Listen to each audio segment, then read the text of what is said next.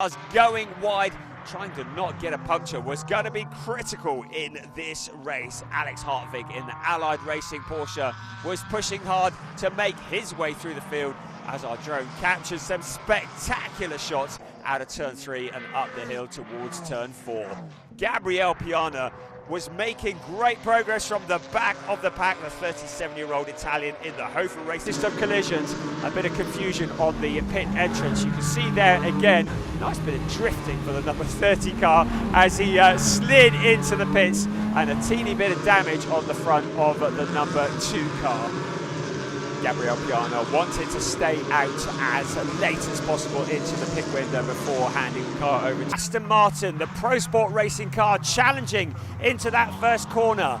It was Leo Pichler who went deep into the corner, but keep an eye on Simon Conner-Prim. He was making progress from the back in the CV Performance Mercedes. Still, Leo Pichler held on to that lead, but finally Mike David Ortmann pulls alongside. A brave move, just sneaking through. It was BMW versus BMW on the final part of the final lap. Down the waterfall they came. Mo Ritson unable to fight back for that second place. At the front though, Mike David Ortmann out of the final corner. He sees their checkered flag. Got in, and that enabled him to have the large share of the lappery to bring down the gap to the leader.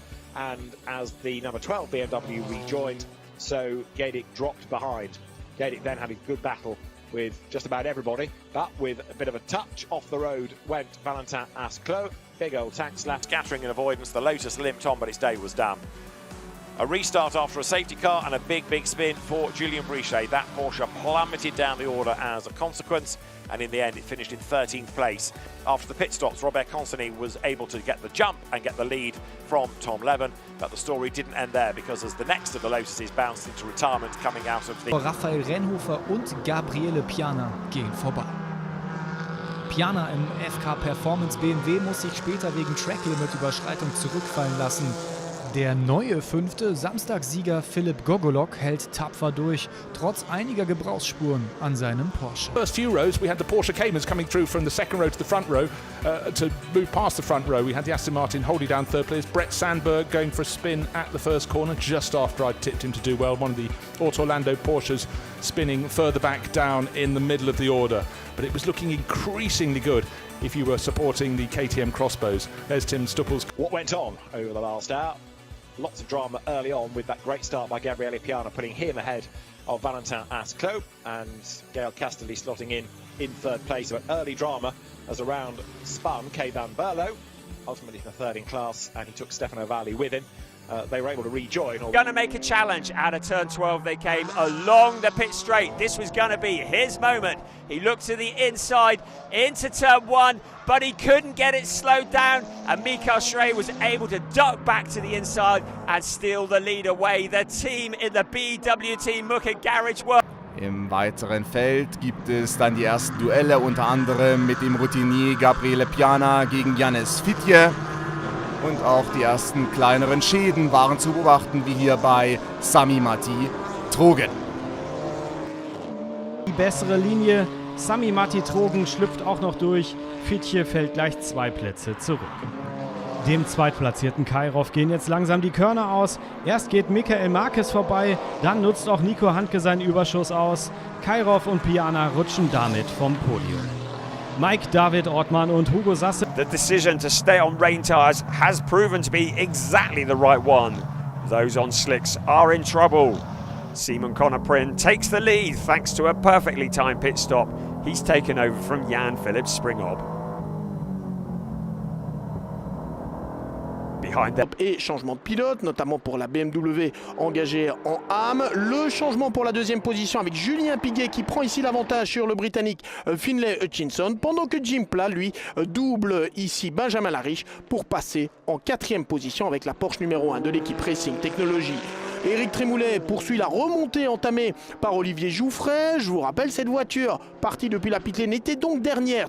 David Ortmann alongside the new champion in the ADAC GT4 Germany. He and Hugo Sassa had secured the championship yesterday, successfully defending their title. Into second place in the race, but Finn Zulauf in the number 75 car put in the heat onto Mike David Ortmann. Meanwhile, down at the hairpin. There were cars getting together. Nathan Fury. Safety car came out 8 minutes in. This time it was for Emil Yedrum in the BWT Mucker Mercedes, getting it all wrong. That car has been in the wars all weekend. Lots of damage to the Mercedes. He's able to reverse out, but his weekend is very important for Hugo Sasser to stay out of trouble. So he allowed David Yarn the space to get past. Nikolai Moller-Madsen was still very much involved in the fight for the lead. They moved up into first and second. Then drama for Joachim Bolting. He had made heavy contact, come to a premature end with the Avia WNS Motorsport Porsche erupting in a cloud of smoke. After the pit stops, Luca Bosco had taken over from Mattis Plushko, and he moved his way through the field. Jan-Philipp Springhoff had been in the number 85 Mercedes. Then it was Alex Connor, but they had no answer to Luca Bosco, who was then a collision with Sami Matti Trogan. Contact with Prim means that the winner of the first race in Oschersleben slides into the gravel to recover way back in 19th place. Eventually, he makes it back to 14th, but at the front, it's a duel between Janis Fitcher and Denis Bulatov. Bulatov had for Kurt Burgarts, he didn't gain any positions over on the grass, but up the front, it was a really clean start in the lead of the race by Thio Nue. Breaking clear at the front. In behind it was super busy. The number 8 Toyota Supra always in the thick of the battle. A challenge was to come for the lead from Tommy Rackle, pulling alongside Hugo Sasser, inching in front in the background. Jamo Hertling was feeling the pressure from Oscar Christensen in that 4th place, but behind them, Gabriele Piana, second in the championship, was fighting his way forward soon after starting in 11th. But then the pack has caught up and the pressure is becoming too much for Nathan Schaap, who's taken over from Alex Hartvig. He is caught by Finn Zulaf. Down the waterfall they come, and Gabriel Piana is ready to pounce. He moves past even Ekushik and the Wimmer Wirth Porsche Cayman. But Sami Matti Trogan, pole position today, Janis Fitcher, who led the field into turn 1 around the outside. Finn Zulaf tried to make up to P2, but couldn't quite make it stick. The rest of the field making it around it down towards the Castrol Omega, turn 3. The defending champions, Mike David Ortman. Old man sets the pace ahead of 2 other Aston Martins. It's 3 Aston Martins in the top 3, ahead of Denis Bulatov, who shares the number 4 BCMC Mercedes with Marcel Lenez. They had qualified second, but a 3-place penalty for speeding in the pit lane during free practice moves them back 3 places to P5. The fighting as they were, they would become team champions, but Gabriel Piana continuing to put the pressure on for the lead. Piana looks to the inside of Henrik still using all of the track. The back end of the car sliding around. We were on board with Gabriel Piana there. You can see how hard he was trying. Then a little bit of contact. The pit window was open. Henrik Still went into the pits. Mike David Ortman using all of the chicane and a little bit more, bumping over the curbs, getting airborne.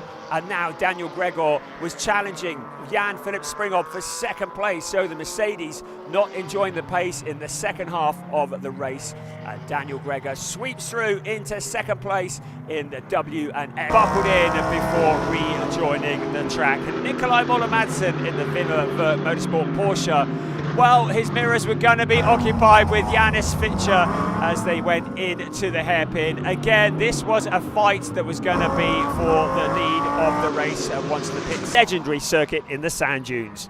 Competition is fierce as the defending champion Mike David Ortman moves up to 3rd place with a pass in the banked turn 3.